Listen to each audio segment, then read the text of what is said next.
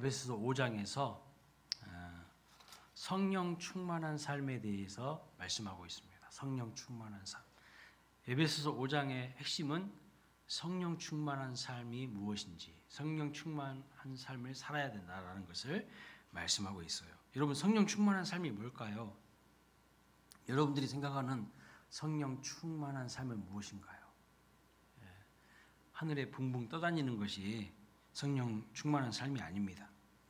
매우 추상적이고 관념적인 삶이 아니라 우리 실생활과 매우 밀접하게 관련되어 있는 것이 성령 충만이에요. 그래서 성령 충만은 무슨 종교적인 용어인가? 무슨 기독교 용어인가? 이렇게 생각하면 안 돼요. 내 실제 삶과 아주 긴밀하게 관련이 되어 있는 말씀이에요. 그래서 5장 18절 보면 술 취하지 말라 이는 방탕한 것이니 오직 성령의 충만함을 받으라 그렇게 말씀하신 다음에 22절부터 5장 마지막 절까지 남편과 아내의 관계에 대해서, 남편과 아내가 어떻게 살아야 되는지에 대해서 말씀하고 있어요. 성령 충만은 하늘 붕붕 떠다니는 게 아니라는 거예요. 종교적인 용어가 아니라는 거예요. 매우 내 실제적인 삶이라는 것을 말씀하고 있어요. 아내는 남편에게 복종하기를 죽게 하려다고, 남편은 그리스도께서 교회를 위하여 자기의 목숨을 내어주심 같이 죽기까지 사랑하라. 그렇게 성경은 말씀하고 있어요. 그러니까 성령 충만은요, 무슨 찬양 몇 곡 부르고 눈물 찔끔 흘리면서 감정적인 카타르시스를 경험하는 것이 아니에요. 아니라고요. 눈물 찔끔 흘리고 감정적인 카타르시스 하는 다음에 똑같이 살면 전혀 성령 충만한 것과 거리가 먼 거예요. 구체적으로 삶 속에서 다른 사람과의 관계에서 변화가 나타나는 것이 성령 충만입니다. 그래서 아내는 남편을 위하여, 남편은 아내를 위하여 인내하고 참고 사랑하는 것. 그것이 성령 충만한 삶의 한 단편입니다. 모습이에요. 이것이 예수님을 잘 믿는 것이고 성령 충만한 삶이라는 거. 하늘 붕붕 떠다니는 거 아니에요. 무슨 방언을 막 하고 뭐 자기가 이상한 걸 보고 이상한 걸 막 듣는다고 하는 사람들요, 여러분 조금 이상하게 보셔야 돼. 그렇게 하면서 삶 속에서는 하나도 변화가 없어. 내면에, 마음에 변화가 없어. 그 사람이야말로 이상한 사람이에요. 정상이 아니에요. 자, 남편과 아내에 대한 이야기를 하다가 31절 말씀 보면 이렇게 말합니다. 그러므로 사람이 부모를 떠나 그의 아내와 합하여 그 둘이 한 육체가 될지니. 32절 이 비밀이 크도다. 나는 그리스도와 교회에 대하여 말하노라 그랬어요. 여기 보면요, 부부는 비밀이 있대요. 비밀이 있어요. 아니요, 비밀이 크다 그랬어요. 비밀이 있는 정도가 아니라 비밀이 크대요. 근데 영어로 비밀은 시크릿입니다. 시크릿. 그렇죠? 근데 오늘 영어 성경을 보면요, 시크릿으로 번역하지 않고 있고 미스테리 이렇게 번역하고 있어요. 미스테리. 신비라는 거예요. 신비. 정확한 번역은 이 신비가 크도다 이런 뜻이에요. 그런데 놀라운 것은 지금 아내와 남편에 대해서 이야기하고 있잖아요. 지금 성령 충만에 대해서 이야기하고 있잖아요. 그런데 이런 이야기를 한 다음에 두 사람이 서로 사랑하고 존중하며 살아가는 것이, 그 비결이 성령 충만함에 있다고 말씀하시면서 동시에 아내와 남편의 관계를 통하여서 교회의 신비한 관계를 말하고 싶다는 거예요. 교회와 그리스도의 사이에 신비한 그 관계를 말하고 싶다는 거예요. 사도 바울이 진짜 하고 싶은 이야기가 뭘까요? 바로 그리스도와 교회의 관계라는 것이죠. 여러분, 왜 이 세상에 결혼 관계를 두셨는가? 여러 가지 많은 의미가 있겠지만 그리스도와 교회의 신비스러운 이 비밀스러운 관계를 설명하는데 최상의 예시가요, 부부관계예요. 최상의 예시가. 특별히 성경은요, 우리가 예수님의 신부이고 예수님이 우리의 신랑이라고 이렇게 말씀하십니다. 완벽하고 완전한 신랑이신 예수님이 우리를 사랑하시고 우리를 신부 삼아 주셨기 때문에 신부된 우리가 해야 될 역할이 무엇인지 좀 살펴보도록 하겠습니다. 31절 말씀 다시 한번 읽어볼까요? 시작. 그러므로 사람이 부모를 떠나 그의 아내와 합하여 그 둘이 한 육체가 될지니. 아멘. 여러분, 부부관계가 시작되려면 무엇부터 이루어져야 되죠? 여기 말씀 보니까 31절에 떠나는 것부터 이루어져요. 떠나야 돼요. 부모를 떠나라고 그랬어요. 부모를 떠나. 창세기 2장 24절에도 창세기 성경이 딱 시작하자마자 하나님께서 무슨 말씀을 하셨냐? 이러므로 남자가 부모를 떠나 그의 아내와 합하여 둘이 한 몸을 이룰지로다 그랬어요. 하나님이 부부에게 주신 첫 번째 원칙이 뭐냐면 먼저 부모로부터 떠나야 된다는 거예요. 근데 여전히 결혼해서도 부모를 못 떠나는 사람들이 많이 있어요. 예? 떠나야 그 다음에 무엇이 이루어지죠? 새로운 연합이 이루어져요. 새로운 연합이 한 몸이 이루어질 수 있다는 겁니다. 여러분 부모님의 영향력에서 살다가 이제 결혼하면 그 부모를 떠나야 돼요. 부모님들도요 떠나 보내주셔야 돼요. 근데 우리 한국 부모님들은 여전히 못 떠나보내요. 자식들도 못 떠나요. 그래서 행복한 가정이 못 돼요. 여기서부터 모든 문제가 시작되는 거예요. 왜 이혼하는가? 왜 갈등이 생기는가? 부모로부터 못 떠나기 때문에. 부모님은 안 떠나보내기 때문에. 부모에게서 떠나라는 것은 뭘까요? 경제적인 부분, 심리적인 부분에서 부모님 의지하지 말라는 거예요. 그런데 결혼했어도 여전히 많은 사람들이 부모님에게 손 벌려요. 손 벌려. 경제적으로 도와달라는 거죠. 그리고 심리적으로도 의지해요. 결혼할 준비가 안 됐다는 뜻이에요. 결혼할 준비가 안 됐어. 무슨 일이 생기면 부모님과 상의하는 것은 좋은 일입니다. 상의하세요. 그렇지만 제일 먼저 상의하고 제일 먼저 대화를 해야 될 사람 누구예요? 내 배우자예요. 내 배우자. 부모님 이야기는 참고는 하되 부부가 서로 대화하면서 결정하는 것입니다. 그런데 남편은 아내를 무시해.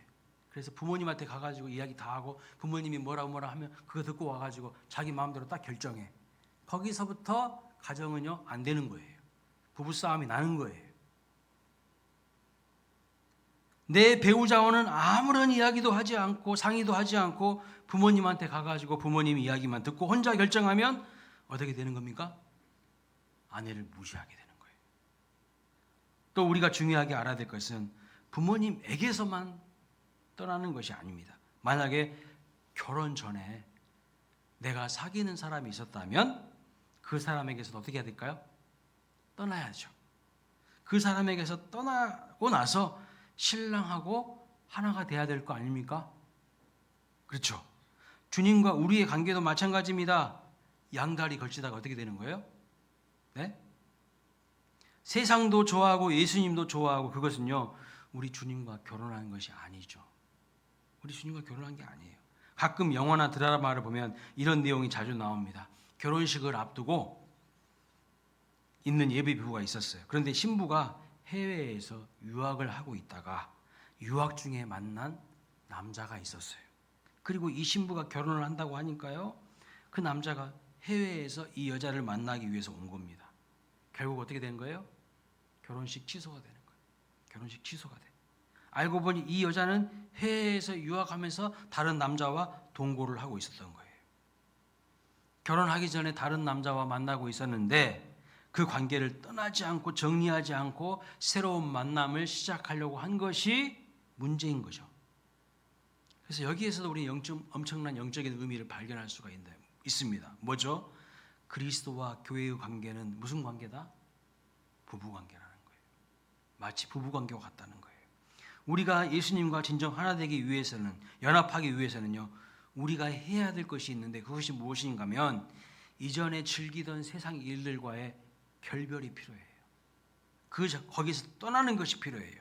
절대적으로 필요합니다. 절대적으로. 내가 이전에 즐기던 세상 일을요 여전히 즐기면서 주님과도 연합하고 싶어 한다면 이 여자의 모습과 다를 바가 하나도 없는 거예요. 왜 하나님께서 이스라엘 백성들에게 애굽 땅에서 떠나라고 하셨는지를 생각해 봐야 돼요. 그냥 애굽 땅에 그대로 있는 채 왜 구원하시지 않았을까요? 그냥 거기서 그냥 그대로 내버려 둔 채 구원하시면 될 거 아니에요. 하나님은요, 먼저 떠날 것을 말씀하십니다. 먼저 떠나라고 명령하셔요. 죄악된 삶에서 떠나야 주님과 제대로 하나가 될 수가 있어요. 주님의 거룩한 신고 순결한 신부가 되기 원하신다면 여러분의 발목을 잡고 있는 그 옛 습관, 옛 관계 청산하는 은혜가 있기를 주님의 이름으로 축원합니다. 그렇지 않고는요, 온전한 주님과 연합, 하나됨을 경험할 수가 없어요. 두 번째, 떠나고 나서 어떻게 해야 될까요? 떠나고 나서 합해야 된다고 말씀하셨어요. 부부는 합해서 한 몸이 되고 동반자가 되고 친밀한 하나됨이 있어야 진짜 부부입니다. 여러분, 우리가 예수님을 믿을 때 옛 습관으로부터 청산하는 것이 중요한 것이지만 이제 주님과 연합하여서 주님과 친밀한 하나됨이 있어야 될 줄로 믿습니다. 정말 내가 예수님을 믿는다고 할 뿐 그 후에 예수님과 어떠한 친밀한 관계도 없고 교제도 없다면, 하나됨이 없다면 그거 진짜 부부 맞습니까? 그 부부 관계가 잘못된 거 아니에요? 성경이 말하는 연합의 믿음이라고 볼 수가 없어요. 주님과 친밀한 사귐이 없다면 그거 그냥 형식적인 부부지, 쇼인도 부부와 뭐가 다릅니까? 그러려면 왜 결혼을 했어요? 그럴 필요가 없잖아요. 놀라운 사실은 우리 예수님은 여러분과 하나 되고요, 함께 동행하기를 정말 원하십니다. 여러분, 우리가 진짜 주님의 신부라면 주님과 동행하기를 축복합니다. 하나 되시기를 바랍니다. 두 사람이 하나 되기 위해서, 동행하기 위해서는요, 세 가지가 같아야 된다요. 첫째, 가는 방향이 같아야 돼요. 같은 방향으로 가야 돼요. 가는 방향이 같지 않고서야 어떻게 동행한다고 할 수 있겠습니까? 여러분, 우리 주님이요, 가시고자 하는 방향이 있어요. 그 방향에 누가 맞춰야 될까요? 누가? 우리가 주님이 가시고자 하는 방향에 맞춰야 되지, 주님 보고 내가 가고자 하는 방향에 맞추라고 하면 안 된 거예요. 이미 잘못된 거예요. 그런데 많은 사람들이요, 주님 보고 내가 가는 방향으로 따라오라 그래요. 두 번째, 방향만 같아서는 안 됩니다. 뭣도 같아야 돼요? 속도가 같아야 돼요. 가는 속도가. 속도가 다르면 동행할 수가 없어요. 보통 저하고 저희 아내가 어디를 가면요, 방향은 같은데 속도가 다를 때가 많아요. 아내는 빨리 가는데 저는 천천히 갑니다. 아내는 몸이 가벼우니까 막 빨리빨리 가요. 그런데 저는 산책을 할 때도 몸이 무거워요. 천천히 가고 생각할 게 너무 많아요. 이 생각도 하고 저 생각도 하고 속도를 빨리 못 내죠. 그런데 이제 요즘에는 서로 속도를 좀 맞추려고 노력을 합니다. 저는 좀 빠르게 걷고 아내는 좀 느리게 걷고 이렇게 속도를 맞추는 거죠. 여러분, 방향이 같고요, 속도가 같아야 동행이 하는 거예요. 우리는 예수님의 신부고 예수님 우리의 신랑인데 신랑과 신부가 방향이 같아야 되고 가는 속도가 같아야죠. 그래야 동행할 수 있는 거 아니에요? 주님이 가시는 방향을 여러분 확인하시기 바랍니다. 또 확인해야 될 것이 있어요. 주님이 일하시는 속도. 보통 주님이 일하시는 속도가 우리가 생각하는, 기대하는 속도보다 조금 느리실 때가 많아요. 많이 느려요. 그렇죠? 나는 지금 빨리빨리 시집가고 싶은데 왜 하나님은 나한테 멋진 신랑을 안 보여주시냐고. 응? 나는 지금 빨리 시집가고 싶은데. 특히 우리 한국인들 DNA는요, 빨리빨리가 있어요. 빨리빨리. 한국인들에게는 정말 기가 막힐 정도로 하나님은 늦게 일하시는 분처럼 느껴져요. 그렇죠? 사탕을 깨물어 먹는 유일한 민족. 한국 사람이란 말이 있어요. 사탕을 깨물어 먹으면 빨리빨리 먹어봐야 돼. 그냥 자판기 커피를 뽑을 때 우리나라의 민족성이 나온다고 합니다. 다른 나라 사람들은요, 돈 딱 놓고 메뉴 누르고 컵 떨어지면 천천히 기다리다가 마시는데 우리는 돈 놓고 내려오는 컵 잡고 있어요. 그리고 기다리지 못해 언제 내려오는가 보고 있어. 고개 숙여서. 응? 하여튼 우리나라 사람들은 그리고 또 그 뜨거운 것을요 빨리빨리 먹다가 입 다 돼요. 입 천장 다 돼. 그게 바로 우리 민족 아닙니까? 그러니까 여러분 정말 주님과 동행하길 원하신다면 속도를 좀 맞춰야 돼요. 속도를. 응? 주님과 나와의 속도가 좀 맞아야 돼요. 세 번째, 주님과 동행하려면 뭐가 맞아야 될까요? 아모스서 3장 3절에 이렇게 말합니다. 두 사람이 뜻이 같지 않은데 어찌 동행하겠으며. 뜻이 같아야 돼요. 뜻이. 가는 방향이 같고 속도가 같고 뜻이 같아야 동행할 수 있는 거 아니겠습니까? 그러니까 두 사람의 마음이 달라서는요 하나가 될 수가 없어요. 싸워요. 싸워. 맨날 싸우고 지지고 볶고.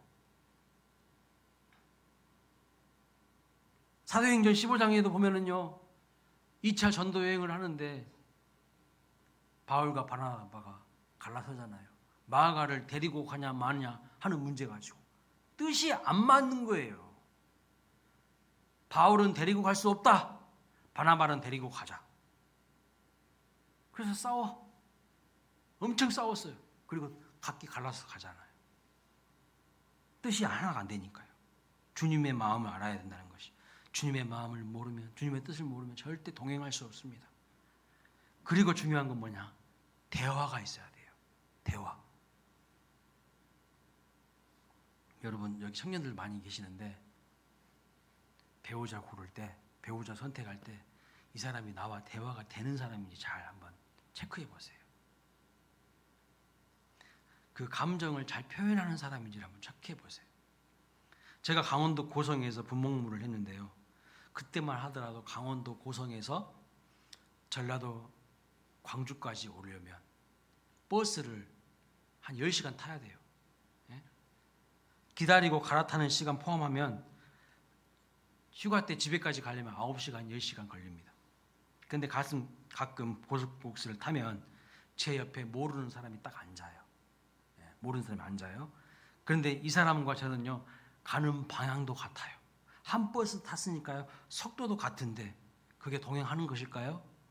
동행하는 게 아니에요. 왜 동행하는 게 아닙니까?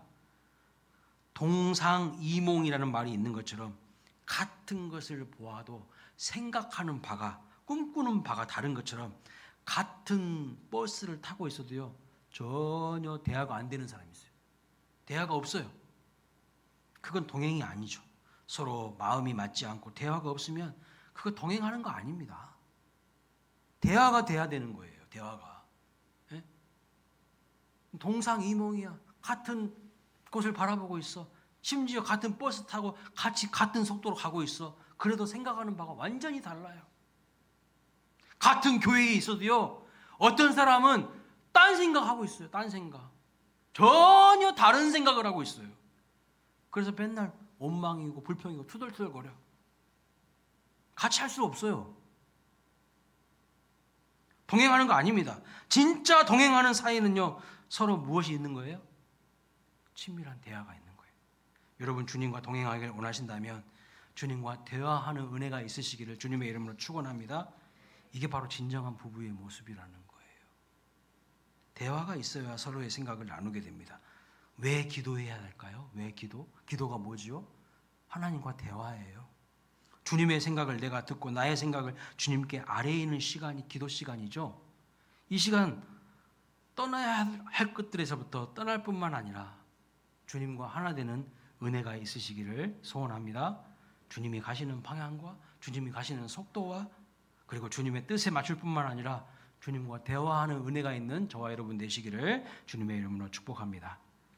세 번째로 우리가 알아야 될 것 알아야 되는 것은 둘이 합하여 한 육체가 되어야 되는데 이것은 배타적인 연합이 필요하다는 거예요. 배타적인 연합이 뭘까요, 여러분? 부부 관계가 정상적으로 유지되기 위해서는요, 이 사람과 유일한 연합이 지켜져야 됩니다. 이 사람과의 유일한 연합이 지켜져야 돼요. 맞아요, 틀려요? 남편이 자기 아내하고도 연합하고 밖에 나가서 다른 여자하고도 연합하면 이것은 하나님이 원하시는 부부관계가 절대 아니라는 걸 명심해야 돼요. 한 몸이 되는 것은 정서적으로, 영적으로, 육체적으로 한 몸이 되는 겁니다. 그런데 이 남자, 저 남자, 이 여자, 저 여자와 육체적으로 한 몸이 되면 정상적인 부부관계 유지할 수 없어요. 하나님께서 음행을 그렇게 멀리하신 이유가 뭡니까? 한 남자와 한 여자가 배타적인 결합을 맺어야 하기 때문이에요. 마찬가지입니다. 그리스도와 교회의 관계도 마찬가지. 우리는 오직 예수님만을 사랑해야 될 줄로 믿습니다. 주님이 우상숭배를 그렇게 싫어하는 이유가 뭐예요? 우상숭배는 쉬운 말로 표현하면요, 바람 피우는 거예요. 간음하는 거라고. 그냥 종교적인 용어로 말하면 우상숭배라고 할 수 있지만 그냥 우리 일상의 용어로는 바람 피는 거예요. 우상숭배가. 하나님이 가장 싫어하는 것, 하나님 놔두고 다른 대상에게 눈 돌리는 거 하나님이 볼 수가 없대요. 그걸. 하나님은 질투하시는 분이라고 했어요. 세상과 벗됨이 하나님과 원수된다고 말씀하시는 이유는 부부관계가 배타적인 충성과 헌신을 요구하고 있듯이 하나님과 우리 사이에도 배타적인 헌신과 충성이 필요하다는 것입니다. 여러분, 오직 예수님만 우리의 구주로 믿으시기를 주님의 이름으로 축원합니다. 거룩하고 순결한 주님의 신부가 되기를 신랑 되시는 주님이 원하시는 거예요. 오직 예수님만 우리의 신랑이신 줄로 믿으시기 바랍니다. 이게 바로 진짜 우리 주님이 원하신다는 거죠. 알아야 돼요. 이 부부 관계를 통해서 발견할 수 있는 게 뭔가? 그리스도와 교회의 관계라는 거예요. 그리스도와 교회 간의 신비입니다. 네 번째, 우리 보고 아내라고 했어요. 아내. 신부라고 했습니다. 여러분, 아내에게 주어진 의무와 사명이 있어요. 그게 뭘까요? 최초의 아내인 하와를 만드시고 나서 주님께서 주신 말씀이 무엇인 줄 아십니까? 남편을 돕는 배필이라 그랬어요. 남편을 돕는.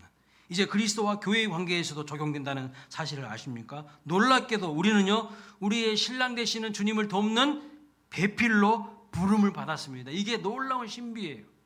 엄청난 신비. 주님께서 하시고자 하는 일이 있는데 그 일을 돕는 배필로 성도가, 우리가, 교회가 부름받았다는 사실입니다. 그럼 어떻게 주님의 일을 돕느냐? 에베소서 5장에 보면 부인들에게, 아내들에게 주시는 말씀이 있습니다. 무엇입니까? 남편에게 뭐하라? 복종하라 그랬어요. 무슨 구식 뭐 조선시대입니까 지금? 아마 그렇게 생각할지도 몰라요. 남편에게 복종하라, 남편에게 순종하라. 이 말씀이요, 우리에게도 그대로 적용됩니다. 우리가 주님의 돕는 배풀이 되기 위해서는요, 우리가 해야 될 것이 무엇이냐면 주님의 뜻에, 주님의 명령에 순종하는 것임을 깨달으시기 바랍니다. 왜 우리가 이 세상에서 남편에게 우리가 이 세상에 남편에게 복종하라고 하라고 그러면 부인 되시는 분들이 입이 이렇게 쭉 나와 있죠. 왜 그렇게 싫어하죠? 왜 싫습니까? 남편이 좀 그렇죠. 그런데 예수님이 우리 남편인데 왜 예수님께 복종 안 할까요? 왜 안 하세요? 남편에게 복종하라는 말씀이 그렇게 싫은 이유가 뭐예요? 예수님이 나를 사랑하신 것처럼 사랑해 줘야 복종도 할 수 있는데 그렇게 사랑해 주지도 않으면서 복종하라고 요구하니까 싫어하는 거죠? 맞죠? 너무 정확하게 이야기합니까? 맞잖아요. 그런데 예수님은요, 진짜 자기 몸을 희생하시면서까지, 죽기까지 우리를 사랑하셨잖아요. 그렇죠. 그런데 왜 우리는 순종 안 할까요? 결국 우리가 순종하지 않고 복종하지 않는 것은 마음의 문제예요. 마음의 문제라고요. 예수님은 우리를 위해서 죽기까지 사랑해 주셨잖아요. 그런데도 우리는 순종을 안 해요.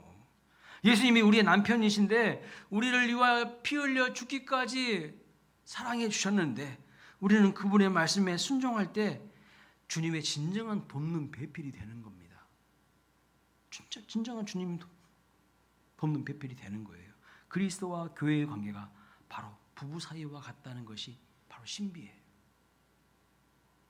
사랑하는 여러분, 주님이 하시고자 하는 일에 돕는 배필이 되는 것만큼 엄청난 일이 어디 있습니까? 예? 주님만이 하실 수 있는 일들이 있습니다. 그런데 주님은요, 꼭 그 일을 하실 때에 우리가 할 수 있는 일들도 주셔요. 그러면서 너도 동참해. 이렇게 말씀합니다. 물을 포도주로 변화시키는 것. 이번 주 우리 새벽 매일 성경 본문에 나오잖아요. 그거 여러분 우리 주님만 하실 수 있어요. 물을 어떻게 우리가 포도주로 바꿀 수 있습니까? 우리는 못해요. 백날 첫날 죽었다 깨어나도 못해 우리는. 그건 주님이 하시는 일이에요. 그런데 돌 항아리 6개에다가 물을 아구까지 채우고 그것뿐만 아니라 아직 물이 포도주로 바뀌지도 않았는데 그 맹물 연회장에게 갖다 줘라. 그것까지 순종하는 거 우리 보고 하라고 하신 거예요. 물이 언제 변화해 포도주가 됩니까? 돌 항아리 6개 다 채웠는데도 안 변했어요. 그대로 물 그대로 있었어요. 그 떠가지고 연회장에 갖다 주는 나르는 순간 바뀐 거예요. 끝까지 순종하는지 안 하는지를 주님이 보신다는 거예요. 순종하는 척하는 사람들은요 절대 못해요. 그 아구까지 채우는 일, 연회장에 나르는 일, 그건 우리 보고 하라고 하시는 겁니다. 죽은 나사로를 다시 살리시고 일으키시는 일은 누구만 할 수 있죠? 예수님만 할 수 있어요. 하나님만 할 수 있어요. 우리는 죽었다 꺼나도 못해요. 그런데 그 나사로의 시신을 가로막고 있는 돌을 옮겨놓는 것 누구 보고 하라 했어요? 우리 보고 하라고 했어요. 우리 보고. 예? 그 물이 아직 포도주로 바뀌지 않았는데 연회장에 갖다 주려고 하는 것 우리 보라고 하라고 하십니다. 맨날 나한테 이런 일이나 시키냐고 투덜투덜 거리지 말고 그 일을 행할 때 하나님이 어떤 분이신지를 제대로 만나고 경험할 수가 있어요. 이전에 맛보지 못했던 놀라운 맛이 나는 새로운 포도주가 되는 거예요. 제가 말씀 묵상해 보니까요. 주님의 말씀의 레시피대로 행하면서 우리의 순종을 재료로 넣을 때 그 만나는 인생이 되더라고요. 물이 변화해 포도주 되는 기적과 변화를 경험하는 인생이 되는 겁니다. 순종할 때 돕는 배필로서 기꺼이 순종할 때에 죽은 나사로가 살아나는 역사를 볼 수 있게 됩니다. 순종할 때에 돕는 배필이 되는 거예요. 그러니까 여러분 고집 부리지 말고 자기 주장 이야기하지 말고 교만 버리고 겸손히 순종할 수 있는 그런 아름다운 신부가 되시기를 주님의 이름으로 축복합니다. 그때 주님이 기뻐하시는 사람이 되고요. 더욱 큰 복과 사랑을 주셔요. 사사건건 주님이 하시는 일에 반대하고 못하겠다고 하고 하면 주님이요 기뻐하실까요? 주님이 하시는 일을 돕는 은혜가 있기를 바랍니다. 영원히 구원받는 것은요 하나님의 은혜로만 가능해요. 그러나 복음 들고 산을 넘는 것은 우리 보고 하시라고 말하고 있어요. 복음 전하는 것은 너희가 하라고. 그 사람 변화시키는 것은 내가 할 테니까. 그것이 신부의 역할이에요. 그것이 우리의 역할입니다. 5번째요. 우리에게 의무만 있는 게 아닙니다. 특권도 있어요. 신부의 특권이 뭔지 아세요, 여러분? 신부는요 신랑의 모든 것을 함께 나눌 수 있고 공유할 수 있는 특권이 있어요.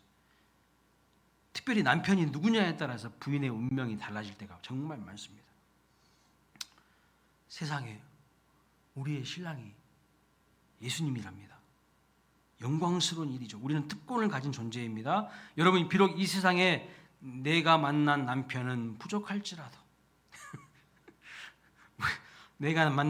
부족할지라도 우리의 영원한 신랑이 되시는 예수님은요 나의 진짜 남편이 되심을 믿으시기 바랍니다. 이 세상을 살아갈 때 우리가 당당하게 살아갈 수 있는 이유가 뭐예요? 감사하면서 살 수 있는 이유가 뭡니까? 주님이 나의 신랑이 되시고 나의 남편이 되시고 나는 그분의 모든 것을 나눌 수 있기 때문입니다. 그래서 예수님이 나의 신랑 되신다는 것을 날마다 감사하며 살아갈 수 있는 저와 여러분 되시기를 바랍니다. 6번째, 부부에게 기대되는 것이 하나 있습니다. 특별히 신부에게 기대되는 것이 하나 있어요. 신랑과 신부가 결혼하고 나면 그 다음부터 기대되는 것이 여러분 무엇입니까? 뭘 기대하죠? 아이가 잉태되기를 기대합니다. 그렇죠. 정상적인 부부라면 아이가 잉태돼요. 아이를 낳게 됩니다. 신부가 낳습니다. 이것이 신비인 거죠. 여러분, 우리가 예수님을 우리의 신랑으로 삼아서 우리가 정말 주님의 신부가 된다면 하나님이 기대하시는 것이 하나 있어요. 그게 뭐냐면 영적으로 자녀를 잉태하기를 주님이 원하신다는 거 알아야 돼요. 사도 바울은 놀랍게도 결혼도 안 했으면서, 사도 바울은 독신으로 살았어요. 결혼도 안 했으면서 디모데와 디도와 오네시모를 향하여 뭐라고 말했냐? 나의 영적인 아들이라, 이렇게 말했어요. 나의 믿음의 아들들이다, 이렇게 말합니다. 고린도후서 4장 15절에서는요, 고린도 교인들에게 내가 믿음으로 당신들을 낳았다, 해산의 수고를 아끼지 않았다라고 표현하고 있어요. 우리가 주님의 신부이기 때문에 잉태하여서 영적인 생명을 출산해야 된다는 거예요. 2026년도 정말 여러분, 우리가 한 영혼이라도 구원하는 일에, 영적인 생명을 낳는 일에 좀 진력하시기를 축원합니다. 해산을 하는 수고가 있어야 돼요. 그러나 그 해산하는 고통은요, 나중에 나에게 큰 기쁨으로 돌아온다는 거, 그걸 알아야 돼요. 제가 목회자로서 가장 걱정되는 일은요, 이겁니다.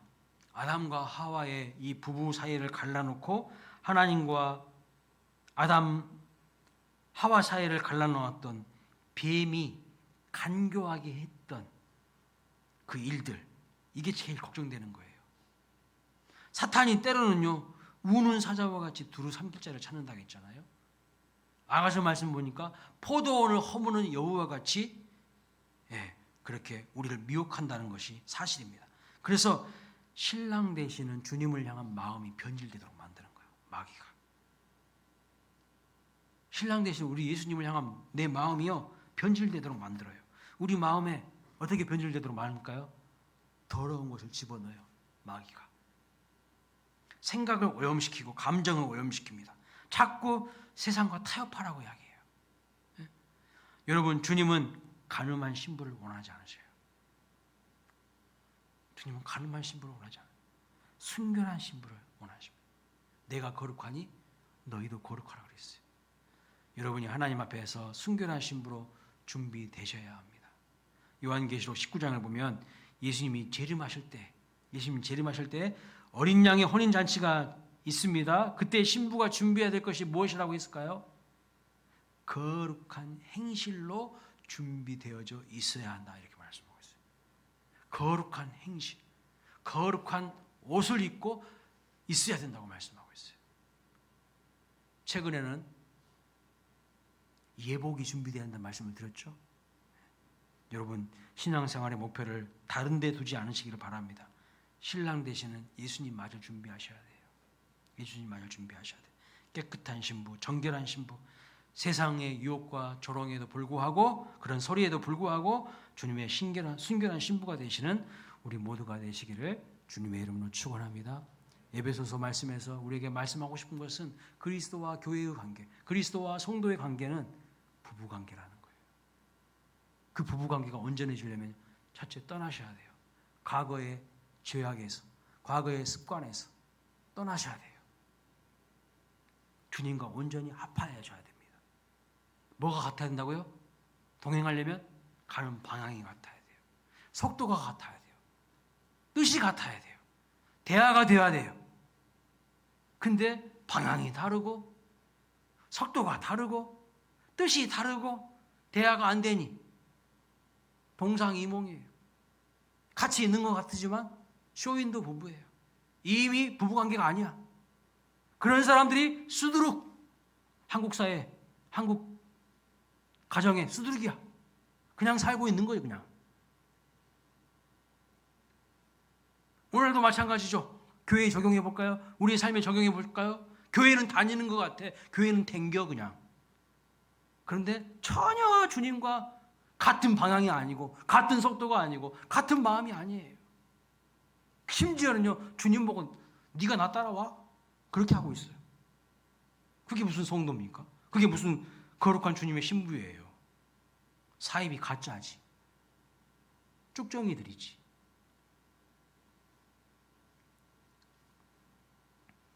정말 주님이 원하시는 거, 깨끗한 신부, 정결한 신부 되면요, 주님의 가진 모든 것들을 같이 공유할 수가 있어요. 같이 나눌 수가 있어요. 이 놀라운 은혜와 축복을 누릴 수 있는 우리 모든 수원 광일교회 귀한 성도님들 되시기를 주님의 이름으로 축복합니다. 다 함께 자리에서 일어나셔서 우리 십자가의 길 순교자의 삶